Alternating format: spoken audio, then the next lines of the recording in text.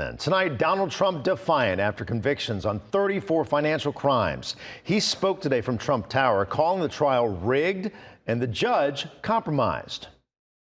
As far as the trial itself, it was very unfair.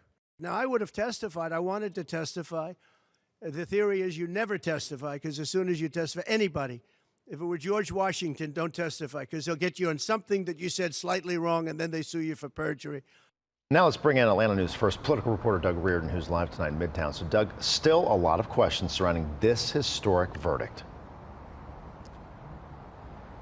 Yeah, at this point, Blair, it feels like nothing but questions, right? Can former President Donald Trump still vote? Can he even still run for president? And of course, we're here in Atlanta, so the big question for us is what might be the impact to his case in Fulton County that is still ongoing. We have never been here before, and so we took these questions to the experts, heard what they had to say on this.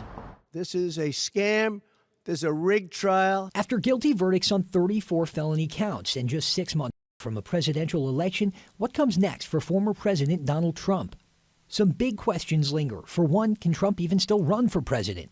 He's going to run. He's going to be the nominee. Atlanta attorney Josh Schiffer says there's nothing in the Constitution barring convicted felons from running for president. But when election day comes, can Trump vote for himself? In most states, convicted felons lose the right to cast ballots. Florida, Trump's state of residence, will go by New York laws since that is where Trump was sentenced. In New York, felons who serve time in prison do lose the right to vote. So if he retains his right to vote by not being sentenced to some form of incarceration in New York, he will retain that right to vote in Florida. Speaking of sentencing, could the former president do jail time? He's already had his mugshot taken here in Fulton County, but the jarring sight of a former commander-in-chief in jail may not happen. Atlanta attorney J. Edward Shipp. The charges carry a maximum penalty of up to 4 years for each count. So that would come out to roughly about 136 years.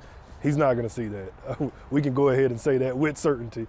Because he's a first-time offender and because these were nonviolent crimes, Trump would more likely see probation, a fine, or possibly community service. And not only can Donald Trump appeal this ruling, he's fully expected to. That process isn't fast, however, and can take a substantial period of time during which the sentence can actually be served. As for any impact on Trump's Fulton County case, he's not going into it now with a clean record.